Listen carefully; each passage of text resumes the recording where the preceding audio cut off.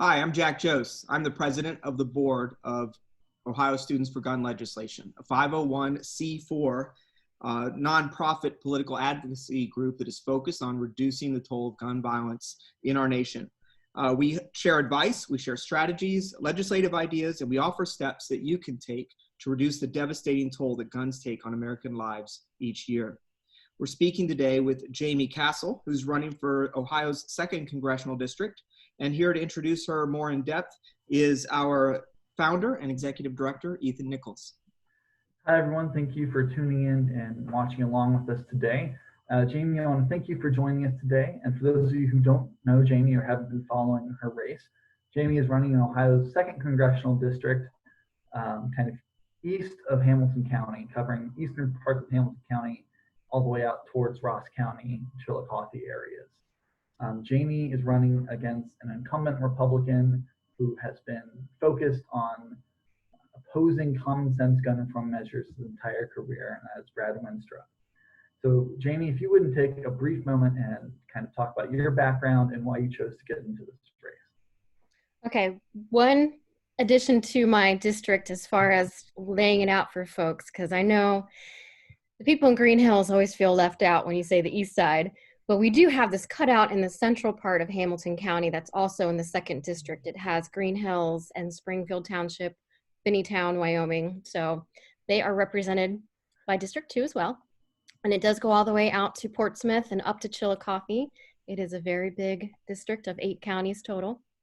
So my history, and this goes back to Green Hills too, because that's where I grew up my whole entire childhood.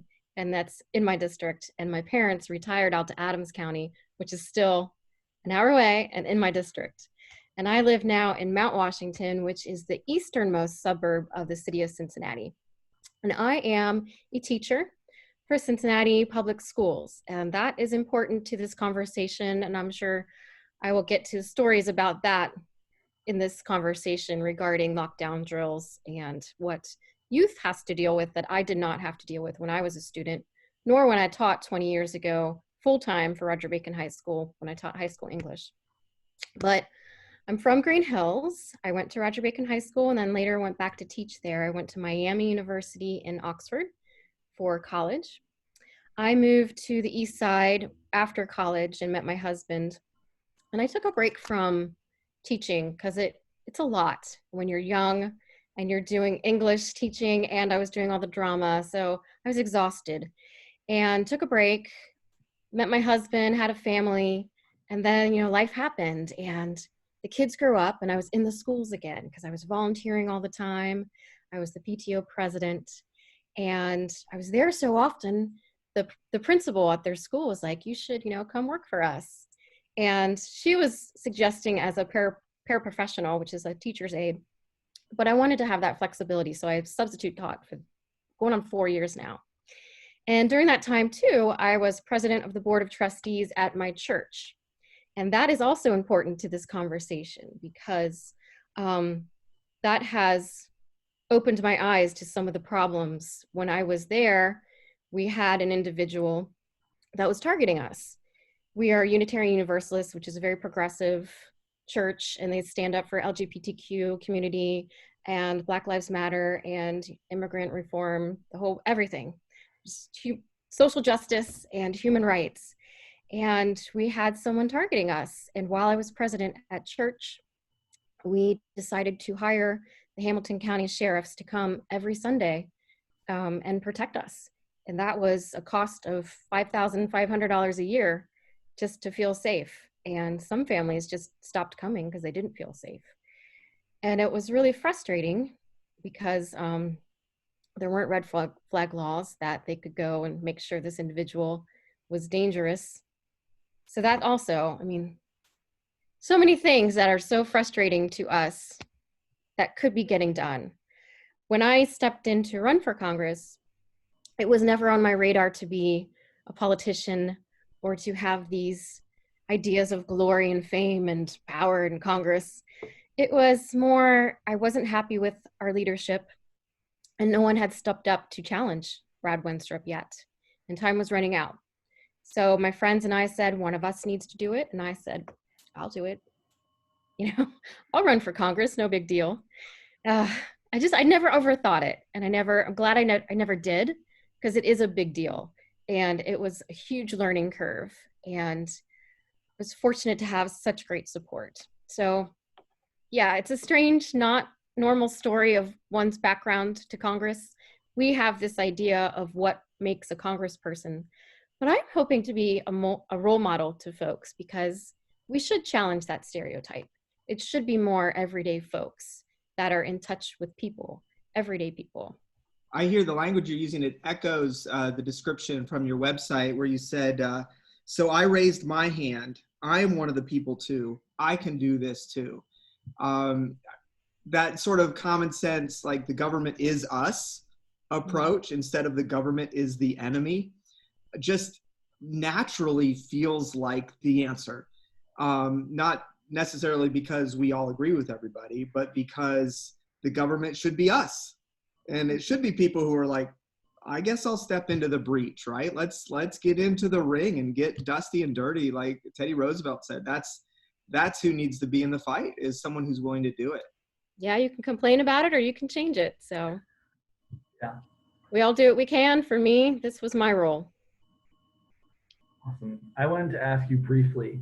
So we ask all of our guests if they could choose one piece of legislation, one policy item, whatever it would be, that you think would most effectively reduce gun violence in the U.S. What would that one piece of legislation be if you could just snap your fingers and choose that? That is a hard one.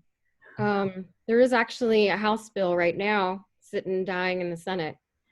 And the House bill, for people at home, you can look this up, 1112. And that would help with the Charleston loophole.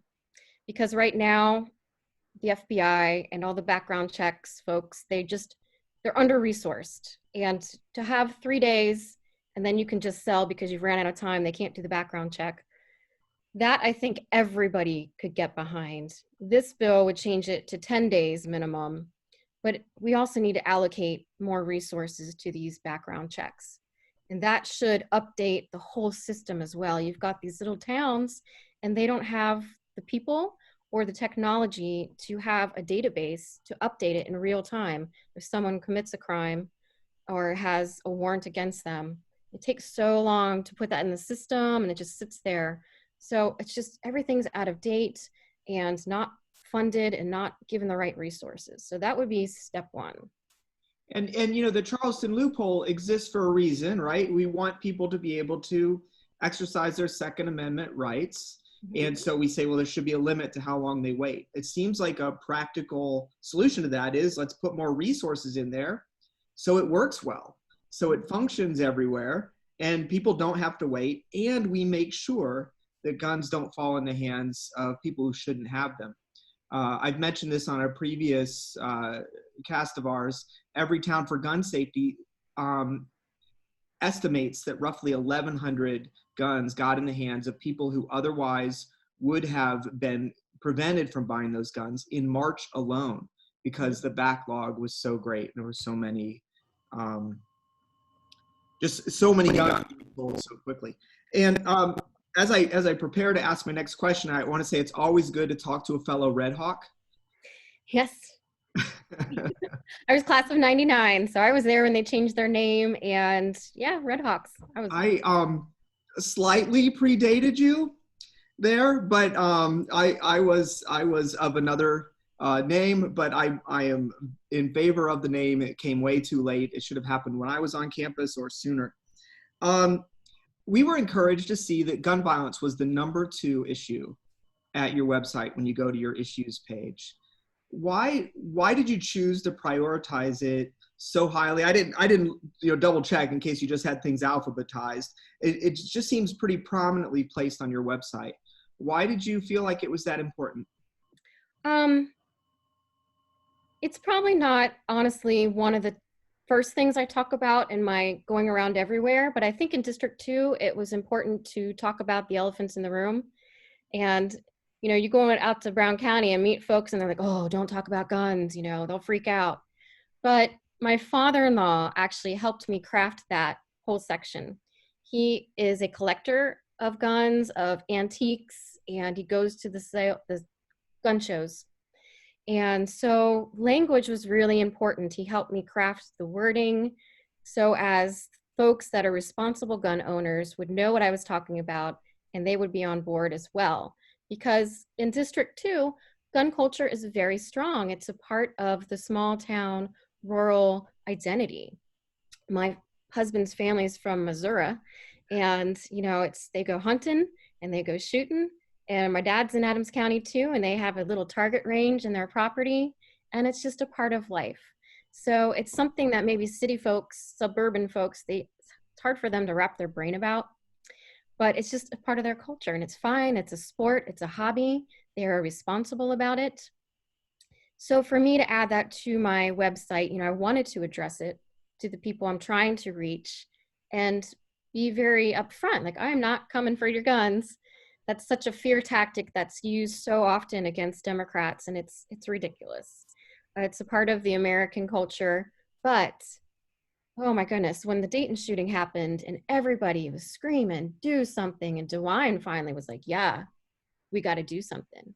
That was a defining moment. But for me, it goes way back, and I'm sure for many moms, when Sandy Hook happened, that was just like, oh my, no, this can't happen. It just brought it really home. And everybody thought something's going to happen now. They have to do something. And nothing happened. It's mind-boggling that the pushback to even coming to the table. And that's what I'm asking. Responsible gun owners, they should want to come to the table because they want good people to have those guns, not the criminals. And there are things we can do to keep it out of criminals' hands. And we have to protect women.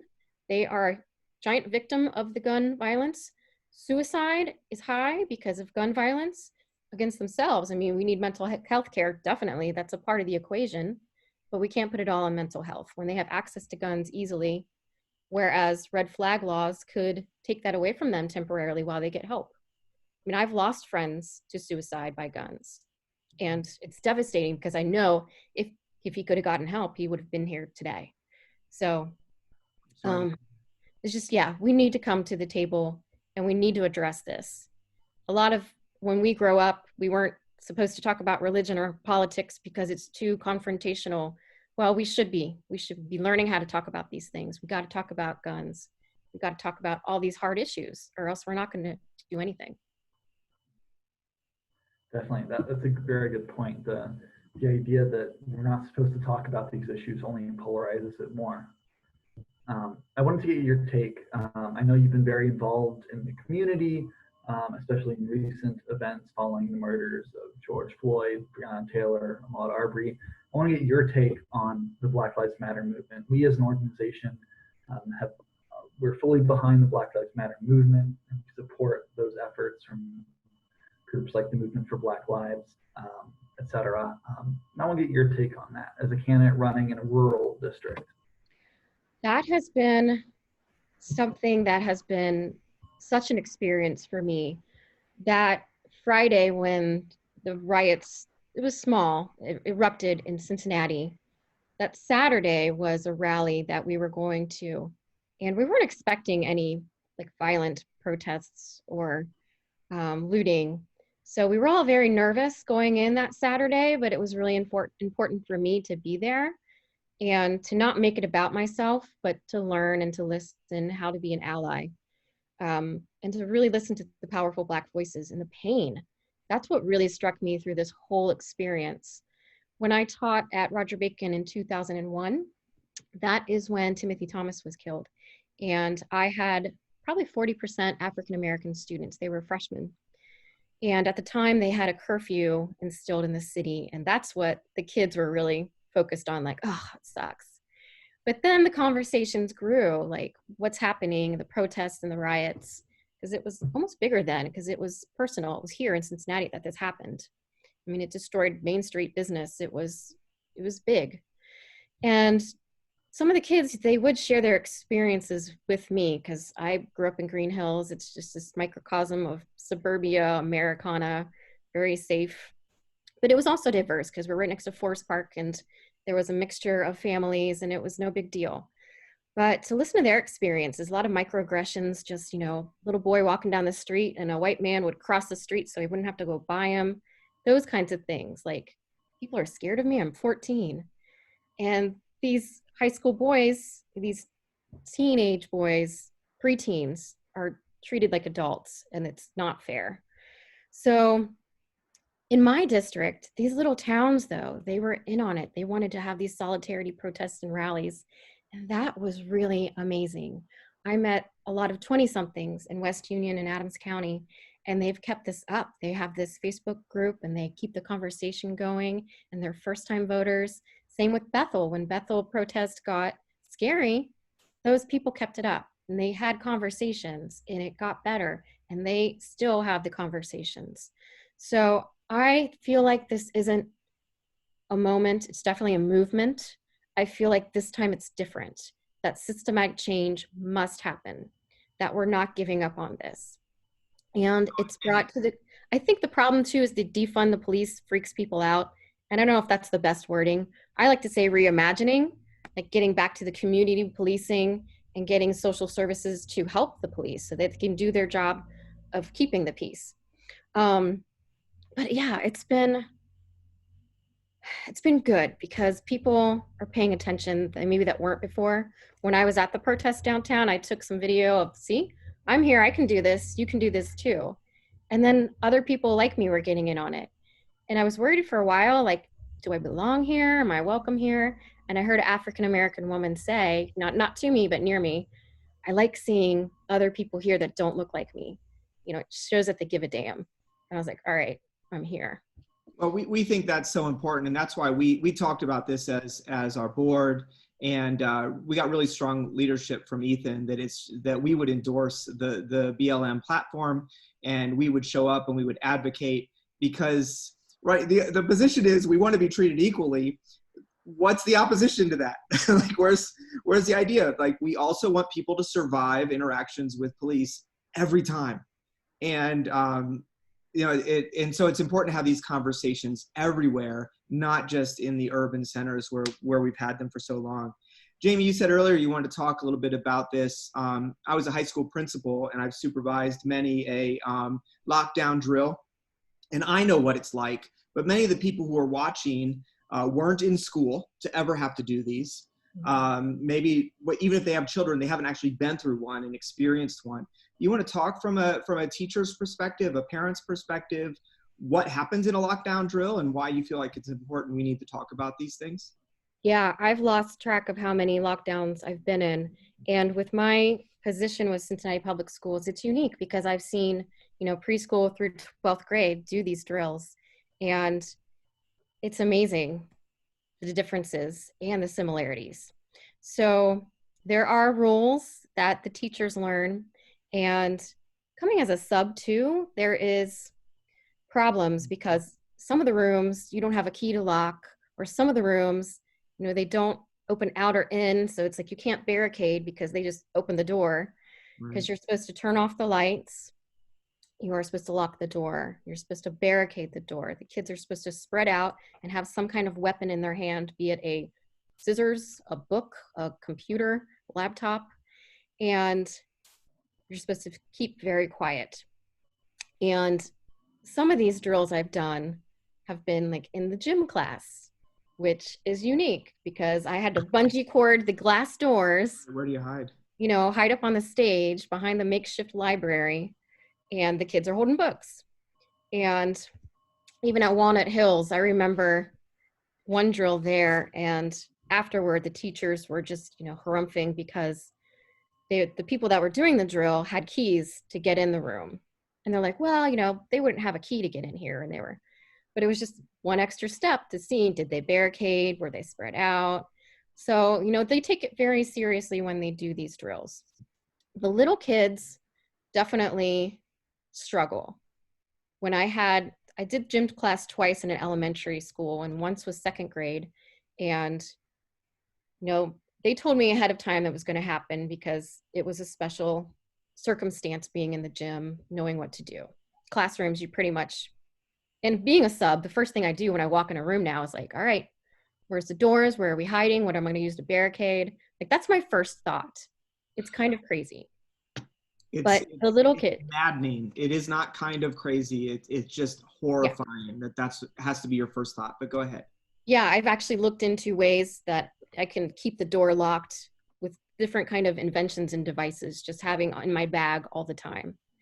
It's, yeah. So the second graders, very much you have to like hold on to them, and some of them are crying and you gotta like, shh, you know, like, can't be loud, it's okay, it's just a drill. And the second time I was in that gym class during a lockdown, it was my son's class, and he's fourth grade at the time. And that was interesting to me because as a parent, you wonder how your child's going to react. Are they, some of the kids, and some of the high school kids, it's like no big deal. They just, you know, get out their phone and hunker down, crisscross applesauce for a while until it's over. But you wonder, is your kid going to be one that's no big deal? They're completely desensitized to it, or are they really getting traumatized by it? So, Right, that's that. You mentioned an important word. Like we're heartbroken that our children cry at the idea of this, and then later on, we should be a little bit heartbroken that our kids don't cry at the this concept. That's this sort of normal. yeah, it shouldn't be normalized. Right. So my son's class, I thought they would handle it better because they were older than the second grade, but it wasn't. They were, you know, like pacing and holding their ears, getting nervous. And my son was just kind of really quiet. And some of the kids were goofing off, so I had to really focus on them. But it was interesting to see that. And it was hard too, because I kept keeping my eye on him. It's like, is he okay?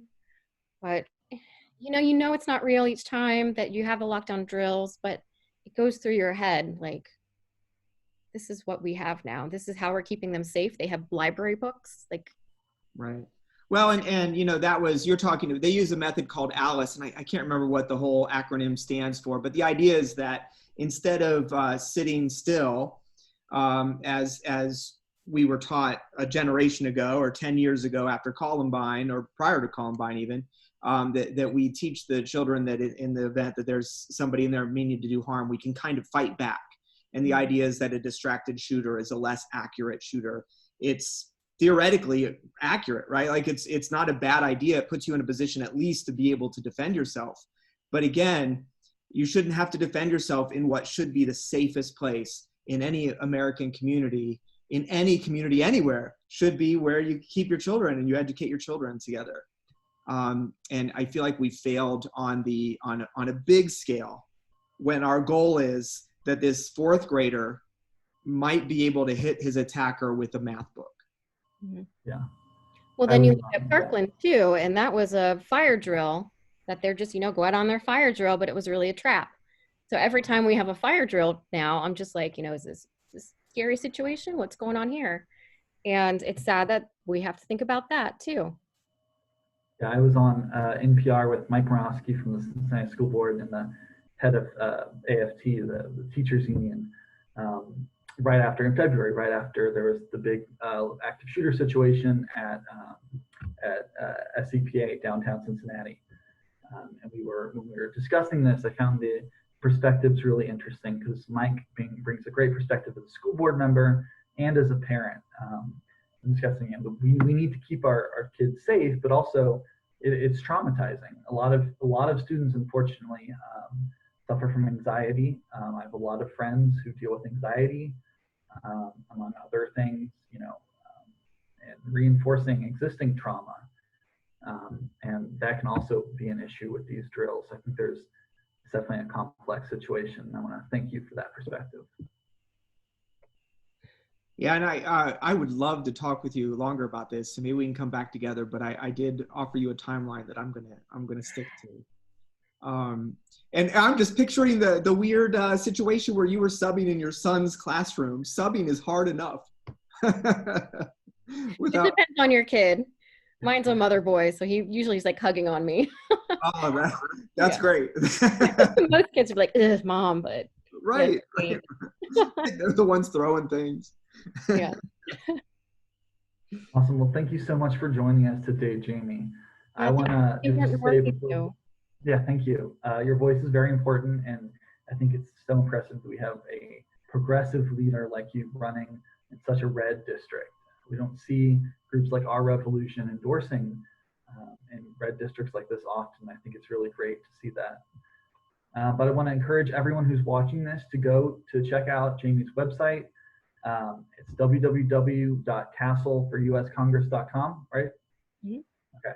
And then go ahead and follow Jaime on Twitter at Jaime Castle OH, and get involved in Jaime's campaign, right? Postcards, put up a yard sign, however you can help. This is such an important district to flip. And you can also find out more information about us and ways to get involved with Ohio Students for Gun Legislation on our website, www.studentsforgunlegislation.org, or on our social media.